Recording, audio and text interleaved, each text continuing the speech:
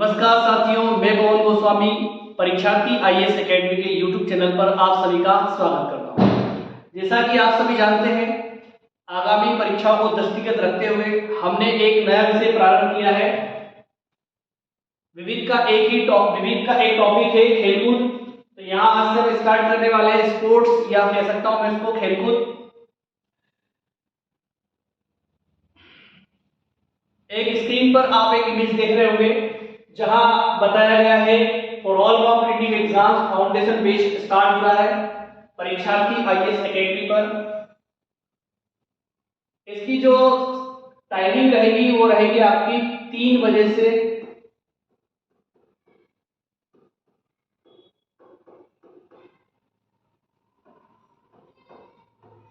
6 बजे तक।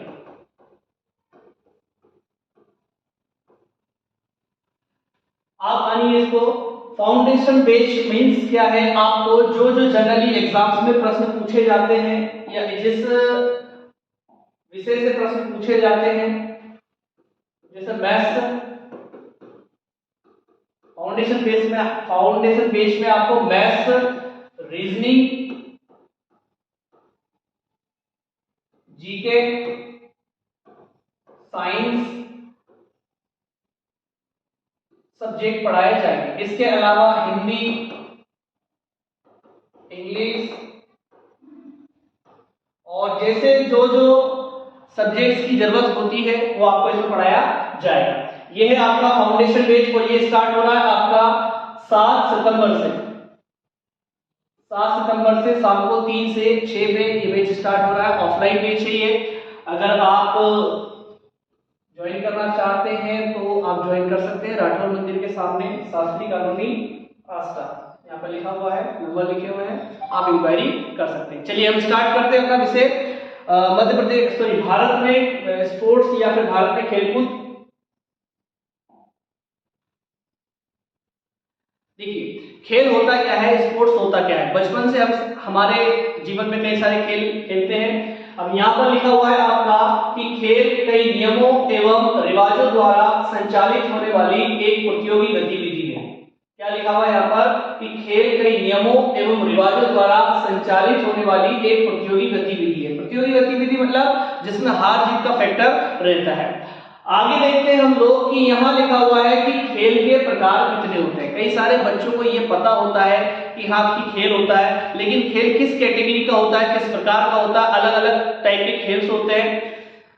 सबसे पहले यहाँ पर स्थल के आधार पर यह बताया गया है कि खेल 3 प्रकार के होते हैं। एक लिखा हुआ है आपका इंडोर, एक लिखा हुआ है आपका आउटडोर, और एक होता है आपका मिश्रित। इंडोर गेम क्या होते हैं? ऐसे गेम जिनको हम एक कोर्ट या एक ही छत के नीचे खेल सकते हैं। ऐसे क्या कहलाते हैं? आपके इंडोर गेम कहलाते हैं, जिनके लिए बाहर जाने की आवश्यकता नहीं होती है, खुले आसमान की आवश्यकता नहीं होती है। ऐसे गेम को हम क्या कहते हैं? इंडोर गेम कहते हैं। यहाँ वॉलीबॉल और आपका बैडमिंटन दे रखा है। आउटडोर की बात करें तो यहाँ पर आपको दे रखा है क्रिकेट और हॉकी। और मिश्रित गेम की बात करें तो कबड्डी और साइकिलिंग। इसको अपन एग्जाम्पल की दृष्टि से देखते हैं। जिसे आपको यहाँ पर दिख रहा होगा बैडमिंटन। एक एग्जांपल बताया यहाँ पर बैडमिंटन, यह है बैडमिंटन का कोर्ट, और ये जो है आपका चारों तरफ से क्या है, दीवार से बना हुआ है, ऊपर छत है इसके, और ये है आपका बैडमिंटन का कोर्ट। इसके अलावा ये कई सारे गेम्स और भी दे रखे हैं, जैसे यहाँ पर आपका कैरम दे रखा है, ठीक है, लूडो दे रखा है, इसके अलावा आपका चेस दे रखा है, ठीक है ना, स्नैक्स एंड लेडर्स दे रखा है। ये गेम क्या है, ये हम घरों में खेल सकते हैं। इसके लिए हमको कोई ग्राउंड की या फिर आसमान की आवश्यकता नहीं होती है कि हम इसको बाहर जाकर खेलें। लिखा भी है यहाँ पर कि खेल, अगर हम इंडोर गेम की बात करें तो ये गेम उन गेम्स को कहा जाता है जो घर की छत के नीचे लोगों के साथ हम खेल सकते हैं। उदाहरण के लिए बैडमिंटन, लूडो, कैरम, पहेली, कार्ड गेम, शतरंज, टेबल टेनिस और बोर्ड गेम, ये हम खेल सकते हैं। ऐसे गेम्स को हम क्या कहते हैं? इंडोर गेम्स कहते हैं, ठीक है। इनके लिए हमको मैदान की आवश्यकता नहीं होती है। इसके अलावा जो आउटडोर गेम होते हैं, जैसे अब ये आपका ये स्टेडियम दिख रहा होगा, ये स्टेडियम आपका कौन सा स्टेडियम है? ये आपका इंदौर का होलकर स्टेडियम है, उत्तराज्य होलकर स्टेडियम है। इसके लिए ये देखिए आप यहाँ पर आसमान दिख रहा होगा आपको, खुले आसमान। अब ये गेम कैसा है, ये घर के अंदर नहीं खेला जा सकता, इसलिए इसको आउटडोर गेम्स कहा जाता है। यहाँ पर कुछ हॉकी खेल रहे हैं, फील्ड हॉकी, और यहाँ लिखा भी है इसके अलावा जैसे साइकिल चलाना, मछली पकड़ना, सिगर लगाना, ट्रेकिंग वगैरह, ये सब क्या है, कुछ बाहरी खेल आते हैं। साइकिल तो जो है ठीक है ना, ये मिश्रित गेम में आता है, मैं इसको बताता हूँ आपको आगे। जैसे लिखा हुआ मिश्रित गेम होते हैं कुछ, यहाँ ये मिश्रित गेम में ये है आपका साइकिलिंग। अब देखो ये है आपका साइकिलिंग जो है, ये कहाँ चलाई जा रही है, ये आसमान के नीचे या फिर खुले में आपका साइकिलिंग कर रहे हैं। और ये है आपका, देखिए ये बना हुआ है आपका छत, और ये यहाँ पर क्या कर रहे हैं मालूम है, साइकिल चला रहे हैं। तो ये गेम्स क्या कहलाता है आपका, ये गेम कहलाता है आपका मिश्रित गेम की श्रेणी में आता है। मतलब ये गेम आपका बाहर भी होता है और छत के नीचे अंदर भी होता है। एक और एग्जांपल यहाँ दे रखा है कबड्डी, इनके बीच में कबड्डी मैच का आयोजन होने वाला है, और यहाँ पर भी कुछ बालिकाएं कबड्डी खेल रही है। कबड्डी में कितने खिलाड़ी होते हैं, कबड्डी में 7 खिलाड़ी होते हैं, और ये कबड्डी जो है बाहर खेला जा रहा है, और ये कबड्डी जो है छत जो है घर में 4 दीवारी के अंदर खेला जा रहा है। तो ये गेम क्या कहलाते हैं, आपके मिश्रित गेम कहलाते हैं। मतलब मैंने क्या कहा, स्थान के आधार पर खेल कितने प्रकार के होते हैं, आपके 3 प्रकार के होते हैं। कौन कौन से, एक इंडोर गेम, और एक होता आपका आउटडोर गेम, और एक होता आपका मिश्रित गेम। बढ़ते हैं आगे। जैसे ये लिखा हुआ खेल जो होते हैं संख्या के आधार पर कितने प्रकार के होते हैं, तो संख्या के आधार पर हम यूं कह सकते हैं कि 3 प्रकार के होते हैं। वैसे एक होता आपका एकल, एक होता आपका युगल, और एक होता आपका टीम। एकल मतलब जो हो जाता है, ये जो तस्वीर आप देख रहे हैं ये है आपके वेटलिफ्टर मीराबाई चानू, ठीक है। तो ये सिंगल है, और ये हो गया आपका डबल। डबल मतलब युगल, ठीक है। ये कुश्ती आप देख रहे हो, रेसलिंग देख रहे होंगे। और एक और होता है आपका टीम। तो टीम के आधार पर अगर हम देखें तो यहाँ तस्वीर आपको दिख रही होगी, ये है सचिन तेंदुलकर। सचिन तेंदुलकर जी अपनी विनिंग टीम, और ये 2011 को जो वर्ल्ड कप हुआ था उसमें निकाली गई तस्वीर है। और क्रिकेट, हॉकी वगैरह जो गेम होते हैं टीम के द्वारा खेले जाते हैं। बाकी एकल और युगल ये आपको सामने तस्वीर के माध्यम से दिख रहा होगा। बढ़ते आगे। अगर पूछ लिया जाए आपसे कि खेल तकनीक के आधार पर कितने प्रकार का होता है, तो तकनीक के आधार पर खेल जो होते हैं 2 प्रकार के होते हैं। कैसे तकनीक के आधार पर, एक होता वास्तविक खेल और एक होता आभासी खेल। जैसे वास्तविक खेल की अगर मैं बात करूं तो ऐसे खेल होते हैं, जैसे मैं आपको ऑफलाइन कक्षाओं में पढ़ाता हूं तो वो क्या कहलाता है, आपका वास्तविक कहलाता है। आप अभी मुझे पढ़ रहे हैं तो ये क्या है आपका, ये है आपका आभासी। यहाँ लिखा हुआ है कबड्डी, जैसे अभी जिस हमने इमेज में देखा था वो कबड्डी कैसी थी, वास्तविक कबड्डी थी। लेकिन अगर उसी को ही अगर हम वीडियो गेम्स के माध्यम से या मोबाइल के माध्यम से खेलते हैं तो वो क्या कहलाता है, आभासी गेम कहलाता है। अभी वर्तमान में जो है ये खेल बहुत प्रचलित हो गए हैं, बच्चों में ये देखने को मिला है कि मोबाइल बिल्कुल छोड़ते ही नहीं है, ठीक है। तो गलत है ये, मिट्टी से जुड़ाव हमारा बहुत जरूरी है। हमारी शारीरिक और मानसिक जो ताकत आती है वो किससे आती है आपका, वो आती है आपके वास्तविक खेल से, ठीक है। बढ़ते हैं आगे। मेहनत के आधार पर भी मैंने इनको खेलों को 2 भागों में बांटा है। एक होते हैं आपके शारीरिक, एक होते हैं आपके कौन से, शारीरिक खेल होते हैं, और एक होते हैं आपके मानसिक खेल। शारीरिक खेल मतलब कैसे, जिसमें आपको शरीर से मेहनत करनी होती है और ताकत, या उसके लिए आपको ताकत की जरूरत होती है, मजबूत होना पड़ता है उसके लिए। एक खेल होता है आपका मानसिक आधार पर, जैसे हम चेस खेलते हैं, कार्ड खेलते हैं, या और भी कोई लूडो वगैरह कई सारे गेम्स खेलते हैं जिसमें हमको क्या है, दिमाग का उपयोग करना पड़ता है, ना कि कोई शारीरिक मेहनत की आवश्यकता होती है। इसके अलावा अगर हम देखें, अब इसके अलावा देखिए ये खेल के प्रकार मैंने बता दिए। अब हम स्टार्ट करने वाले हैं कि दुनिया की बड़ी बड़ी खेल प्रतियोगिता। अब दुनिया की बड़ी बड़ी खेल प्रतियोगिता की अगर मैं बात करूं, और अगर आपने दुनिया की सबसे बड़ी खेल प्रतियोगिता जिसका नाम है ओलंपिक, अगर ओलंपिक का नाम नहीं सुना तो फिर क्या सुना। ओलंपिक जो है यह दुनिया की सबसे बड़ी खेल प्रतियोगिता है, सभी को पता होगा इसके बारे में। बढ़ते हैं आगे। ये जो है आपका ये ओलंपिक का ही साइन है, आगे बात करूंगा इनके बारे में मैं। चलिए सबसे पहले तो मैं आपको बताता हूं यहाँ क्या लिखा हुआ है कि यह विश्व की सबसे बड़ी एवं प्राचीन खेल प्रतियोगिता है। प्राचीन का मतलब क्या है कि खेल जब से प्रारंभ, एक मिनट, खेल जब से प्रारंभ हुए हैं, ठीक है। सबसे पहला खेल जो खेला गया था वो कौन सा था, आपका ओलंपिक, और ये 776 ईसा पूर्व में, ये मैंने रेड से आपको यहाँ पर है ना दिखा दिया है ब्लैक लाइन के ऊपर, कि कहां से स्टार्ट हुआ ये ओलंपिया नगर 776 ईसा पूर्व से स्टार्ट हुआ है और इसी ओलंपिया नगर में इन खेलों का आयोजन हुआ था, इसीलिए हमने इसको नाम दिया है ओलंपिक। देखिए इन खेलों का प्रारंभ ग्रीस के देवता, ग्रीस मतलब यूनान के देवी देवताओं के पिता जूस के सम्मान में एक धार्मिक पर्व में, एग्जाम की दृष्टि से बहुत महत्वपूर्ण है कि ओलंपिक की शुरुआत एक धार्मिक पर्व के रूप में हुई थी। कहां से हुई थी? तो ये हुई थी यूनान के शहर कहां से? आपका ओलंपिया से।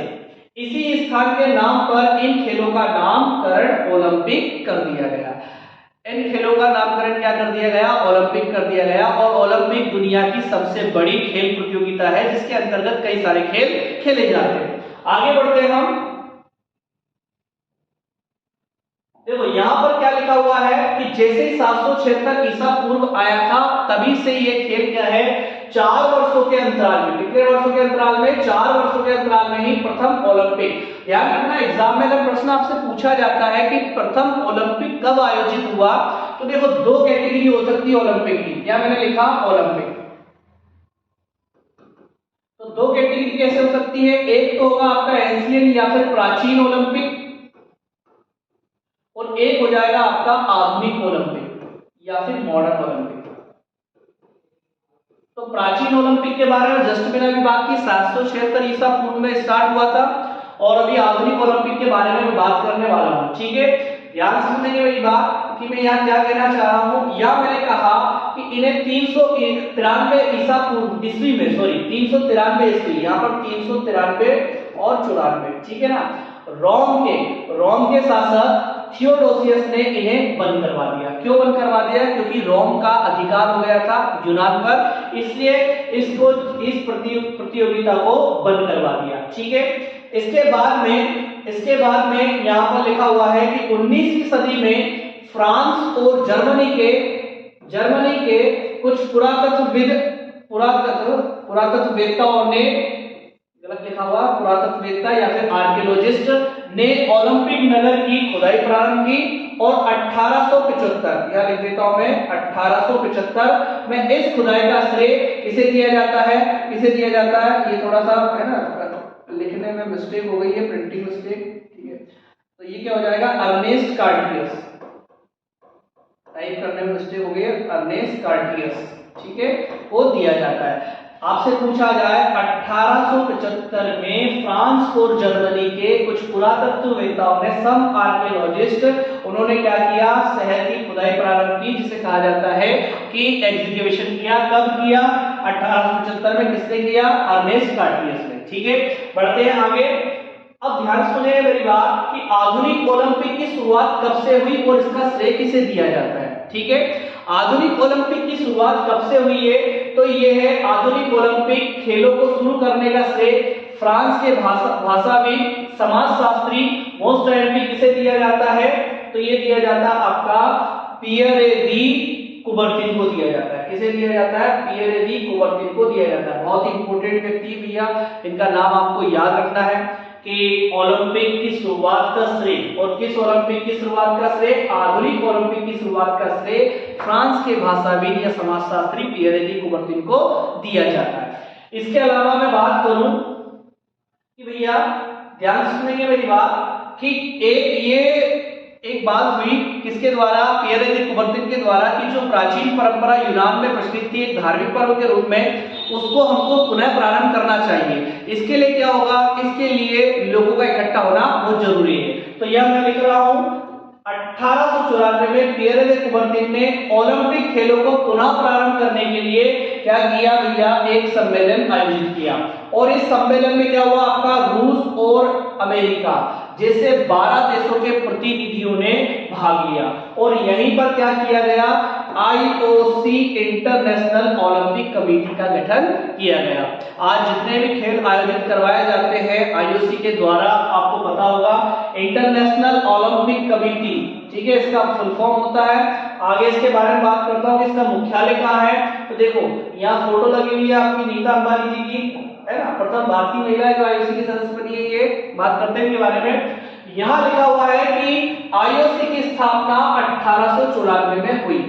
1894 में आप समझ लोगे जब भारत में कांग्रेस की स्थापना हुई थी 85 में, उसके बाद में भारत में गणेश उत्सव, शिवाजी उत्सव तिलक साहब ने प्रारंभ किया था। उसी समय की घटना है 1894 में क्या किया गया, आईओसी का गठन किया गया और उसका हेडक्वार्टर या मुख्यालय कहां पर बनाया गया, वो बनाया गया लुसाने स्विट्जरलैंड। ठीक है, स्विट्जरलैंड जो कि एक स्कैंडिनेवियन कंट्री है, वहां पर इसका मुख्यालय बनाया गया। ठीक है, इसके अलावा यहाँ पर एक फैक्ट और लिखा हुआ है आपका नोट करके कि आईओसी की सदस्य बनने वाली पहली भारतीय महिला नीता अंबानी थी। ठीक है ना, इनको क्या प्राप्त है, इनको ये गौरव प्राप्त है कि भैया इन्होंने आईओसी की सदस्यता ली। इसके अलावा जो आईओसी का मुख्यालय है वह ओलंपिक हाउस के नाम से जाना जाता है। किस नाम से जाना जाता है, ओलंपिक हाउस के नाम से जाना जाता है। ये जो है आपका ओलंपिक का साइन है। ठीक है ना, ये चिन्ह जो है ओलंपिक का ही है और यहाँ पर जो लगा हुआ है इंटरनेशनल ओलंपिक कमेटी या फिर आईओसी। तो आपको ये याद रखना आईओसी का गठन कब किया गया। अभी ओलंपिक स्टार्ट नहीं हुआ है, अभी तो केवल क्या किया गया है, एक रूपरेखा तैयार की गई है, ओलंपिक कमेटी का गठन किया गया है, 12 देशों के प्रतिनिधियों ने भाग लिया है। ठीक है, चलिए ध्यान रखना मेरी बात।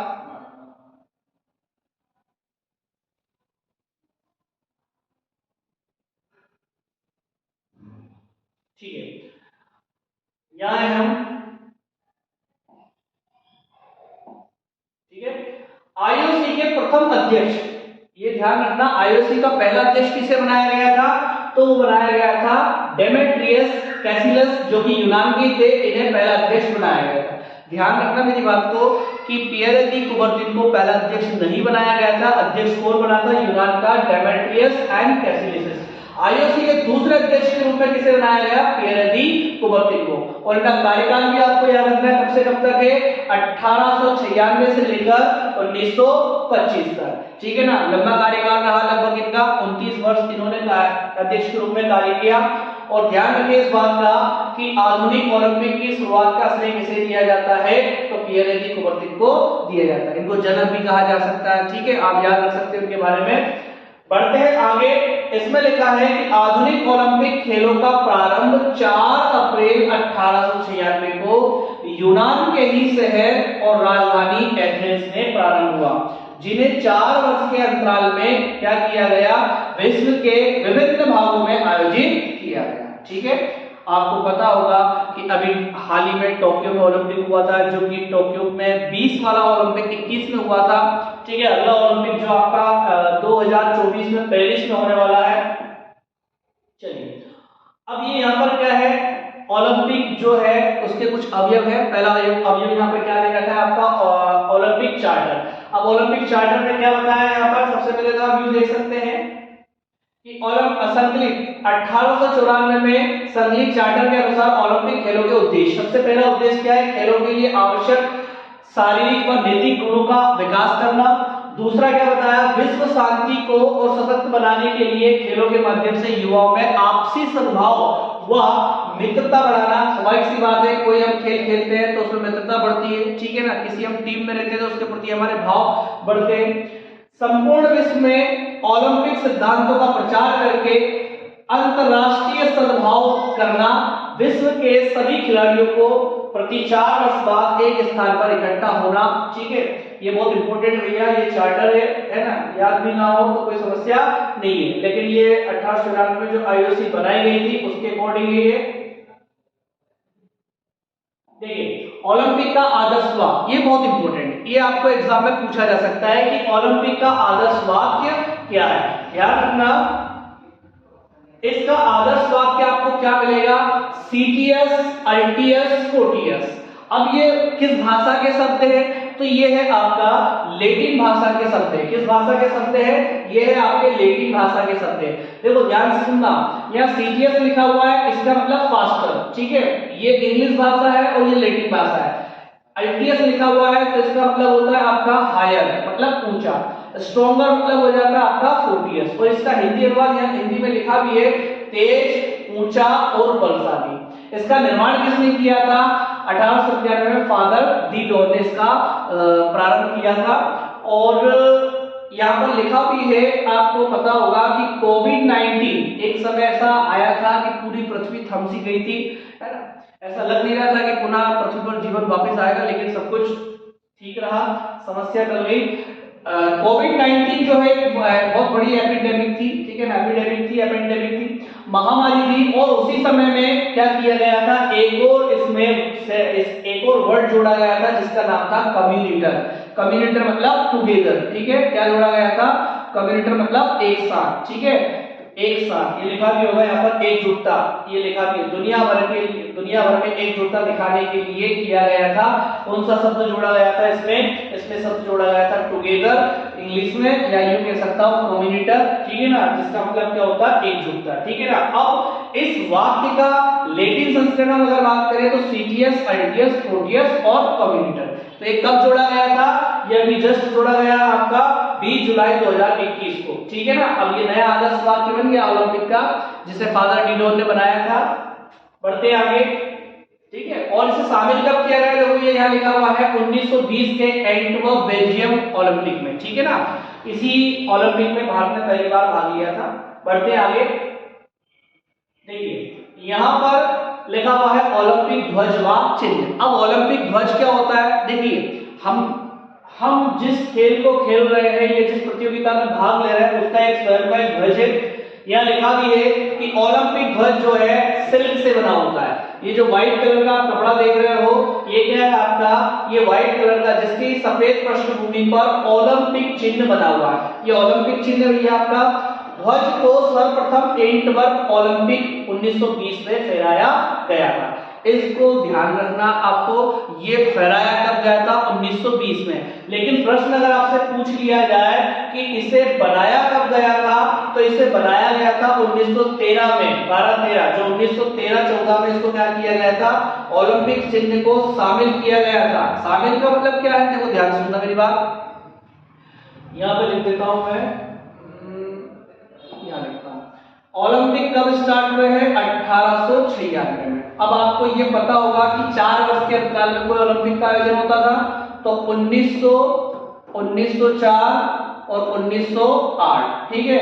1912 का ओलंपिक कहां पर हुआ था, ये हुआ था स्टॉकहोम, स्वीडन की कैपिटल, ठीक है। अगला ओलंपिक कहां होना था, 1916 में। अब आपको पता है कि ये ध्वज कब बन गया था, 1913 में, या फिर ये रिंग जो डिजाइन कर ली गई थी, ये कब कर ली गई थी, 13 में, ठीक है। अब अगली उसको नेक्स्ट ओलंपिक कब होने वाला है, 16 में। भाई उसका यूज कब होगा, 16 में, ठीक है। लेकिन 16 का जो ओलंपिक था वो फर्स्ट वर्ल्ड वॉर, क्या हुआ था आपका, फर्स्ट वर्ल्ड वॉर के कारण बर्लिन में ओलंपिक नहीं हो पाया था। इसके कारण अगला ओलंपिक 1920 में कहां पर हुआ था, एंटवर्प बेल्जियम में हुआ था, और वहीं इस ध्वज को फहराया गया था। होप आपको समझ में आया होगा, ठीक है। और देखिए ध्यान रखना, यहां पर क्या लिखा हुआ है, ओलंपिक, ये लिखा हुआ लिखा हुआ आपस में जुड़े 5 रंगीन छल्ले, 5 रंगीन छल्ले, ये कलरफुल रंगीन छल्ले आपको रिंग जो दिख रहे होंगे, ये आपस में क्या है भैया, एड़े। इनका मतलब मैं आपको बताता हूं, ये 7 महाद्वीप है। दुनिया में कितने महाद्वीप है, 7 महाद्वीप है। दुनिया में कितने महाद्वीप है, 7 महाद्वीप है, जिसमें से क्या करता है, ये अलग अलग महाद्वीपों का क्या करता है, इंडिकेशन बताता है कि कौन सा महाद्वीप किस कलर को रिप्रेजेंट कर रहा है। अभी आप समझ रहे हो, छल्ले 5 है, आप लिख साथ रहे हो। अंटार्कटिका कॉन्टिनेंट इसमें शामिल नहीं है, और जो 2 महाद्वीप है, उत्तर अमेरिका और दक्षिण अमेरिका, उनका कलर एक ही है। मैं आपको नेक्स्ट स्लाइड में बताता हूं, यहां देखते हैं, ठीक है। यहां पर देखते हैं, सबसे पहले देखो 5 रंगीन छल्ले आपको दे रखे हैं। 5 रंगीन छल्ले में ये जो लाल कलर आपको दिख रहा होगा, ये किसका है आपका, ये लाल कलर आपको मिलेगा, ये लाल कलर मिलेगा आपको उत्तर अमेरिका,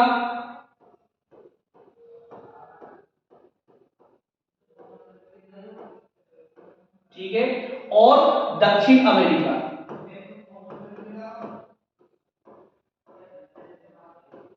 ठीक है। वही बात करता हूं मैं, तो ये किसके लिए है, ये है आपका ऑस्ट्रेलिया।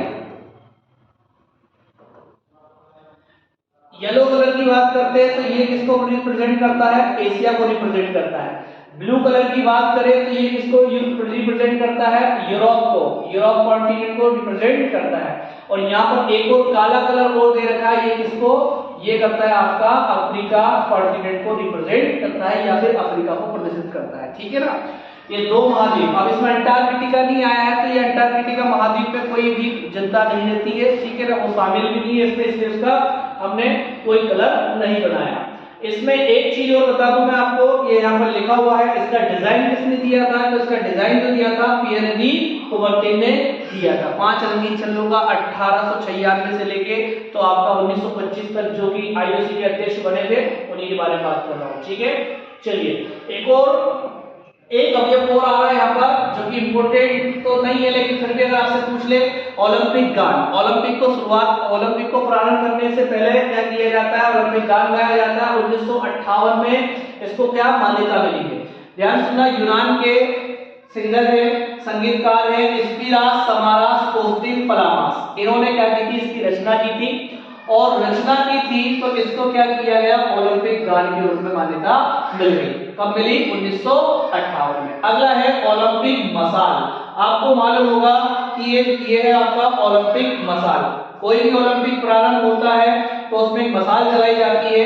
ऐसा माना जाता था कि यूनान में जो देवी देवता है उनके पिता ज़्यूस के सम्मान में सूर्य की किरणों से जलाया जाता था। उस मंदिर का नाम ये देखा यहाँ पर, हेरा मंदिर के सामने सूर्य की किरणों से जलाया जाता था। यह ग्रीक देवता ज़्यूस के सम्मान में जलाया जाता था। इसको प्रारंभ कब किया गया है, 1928 में एम्स्टर्डम, हॉलैंड या नीदरलैंड जो है यूरोपियन कंट्री है। अगर आपने सुना होगा फिलिप्स कंपनी का नाम, तो फिलिप्स कंपनी आपकी कहाँ की है, नीदरलैंड। और भारत में आने वाली यूरोपियन कंपनियों में से एक आपकी है ना हॉलैंड या डच भी थे, जो कहां से आए थे, आपके हॉलैंड या नीदरलैंड से आए थे, ठीक है। चलिए बढ़ते आगे। शपथ ग्रहण समारोह ये भी कहां से स्टार्ट हुआ है, ये सब एग्जाम में प्रश्न बनते हैं। 1920 का एंटवर्प बेल्जियम ओलंपिक, जिसमें भारत ने पहली बार भाग लिया था, उसी ओलंपिक में क्या हुआ था, शपथ ग्रहण समारोह भी या फिर शपथ लेना प्रारंभ हुआ था। इसमें लिखा हुआ मार्च पास्ट, क्या लिखा हुआ है, मार्च पास्ट। तो मार्च पास्ट क्या होता है कि प्रत्येक आयोजन 4 वर्ष में एक आयोजन होता है, सभी देशों की टीमों का मार्च पास्ट होता है। सभी देश मतलब जो भी इसमें भाग लेते हैं उन देशों का क्या होता है, मार्च पास्ट होता है। अब सबसे पहले आगे कौन होता है, यूनान देश आगे होता है। कौन देश आगे होता है, सबसे आगे जो हो जाता है यूनान की टीम सबसे आगे हो जाती है, और जहां आयोजन हो रहा है मेजबान टीम वो सबसे पीछे होती है। क्यों होती है, क्योंकि ध्यान रखना पड़ता है उनको, जिस देश में आयोजन होना वो तो सबसे पीछे ही रहेगा भैया, ठीक है। इसके अलावा अंग्रेजी वर्णमाला के क्रम में स्थान मिलता है। A to Z जितने भी देश आते हैं उनको, सपोज मान लिया जाए कि सर अफगानिस्तान ओलंपिक में शामिल है तो उसका नंबर उसी रैंक में, इसी जो ये लाइन जो है इसी में कहीं ना कहीं अफगानिस्तान होगा, कोई देश होगा, ऐसे करके क्या होता है, मार्च पास्ट निकाला जाता है, ठीक है। बढ़ते आगे, सबसे आगे कौन होता है, सबसे आगे यूनान देश होता है। उसके अलावा सबसे पीछे मेजबान। देखिए मेहमान और मेजबान में अंतर होता है, मेहमान जो बाहर से आता है, मेजबान जिसके घर आया जाता है, ठीक है ना, वो होता है। बढ़ते आगे, चलिए यहाँ पर क्या लिखा हुआ है, ओलंपिक। ओलंपिक को भी हमने क्या किया है, 4 भागों में बांटा है अलग अलग टाइप से। कि सबसे पहले तो अपन देखें कि यहाँ लिखा हुआ है ग्रीष्मकालीन ओलंपिक। ग्रीष्मकालीन ओलंपिक क्या है आपका, कि जो अपन ओलंपिक जो देखते हैं अभी, जो टोक्यो ओलंपिक गया था वो ग्रीष्मकालीन ओलंपिक ही कहलाता है। इसके अलावा यहाँ पर दे रखा है आपका ग्रीष्मकालीन पैरा ओलंपिक। देखो ध्यान से सुनो, पैरा ओलंपिक की शुरुआत कब से मानी जाती है, 1948 में।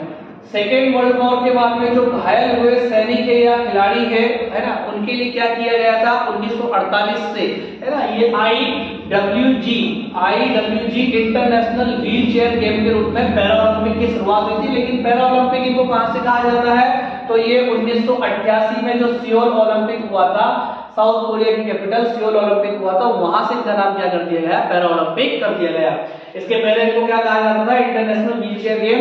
और 2 ओलंपिक के मध्य, 2 ओलंपिक मतलब क्या हो जाता है कि जैसे टोक्यो ओलंपिक हुआ और इसके बाद में अभी पेरिस में 2024 में ओलंपिक होने वाला है, इसके बीच में क्या होता है, शीतकालीन ओलंपिक का आयोजन होता है, और शीतकालीन ओलंपिक के बाद में शीतकालीन पैरा ओलंपिक का भी, ठीक है। तो यहाँ पर शीतकालीन पैरा ओलंपिक भी होता है। देखो जिस साल ओलंपिक का आयोजन होता है उसी वर्ष क्या होता है, पैरा ओलंपिक भी होता है। और दो ग्रीष्मकालीन ओलंपिक के मध्य में क्या होता है, शीतकालीन ओलंपिक होता है, उसी साल क्या होता है आपका पैरा ओलंपिक भी होता है। होप की आज की क्लास आपको समझ में आई होगी। नेक्स्ट क्लास में हम क्या करेंगे, ओलंपिक 1896 से प्रारंभ होता है, सभी ओलंपिक के बारे में विस्तार से चर्चा करेंगे। भारत की क्या स्थिति रही और कैसे कैसे ओलंपिक का आयोजन हुआ, कब ओलंपिक कैंसिल हुए, या कोरोना महामारी में ओलंपिक का आयोजन क्यों नहीं हो सका, उसको पोस्टपोन क्यों कर दिया गया, आगामी ओलंपिक कहाँ होने वाले, क्या भारत में ओलंपिक होगा, इसकी संपूर्ण जानकारी अपन कब नेक्स्ट क्लास में पढ़ेंगे। Thank you so much. अगर आपको ये वीडियो अच्छा लगता है तो आप क्या करें, आप YouTube चैनल परीक्षार्थी IAS अकेडमी को सब्सक्राइब करें और नोटिफिकेशन जो बेल लगी हुई है उसको जरूर प्रेस कर ले, ताकि जो भी सब्जेक्ट अगर प्रारंभ होता है तो उसको आपका नोटिफिकेशन उस तक आप तक पहुंच जाएगा। ठीक है, जल्दी आगे भी कई विषय प्रारंभ होने वाले। धन्यवाद।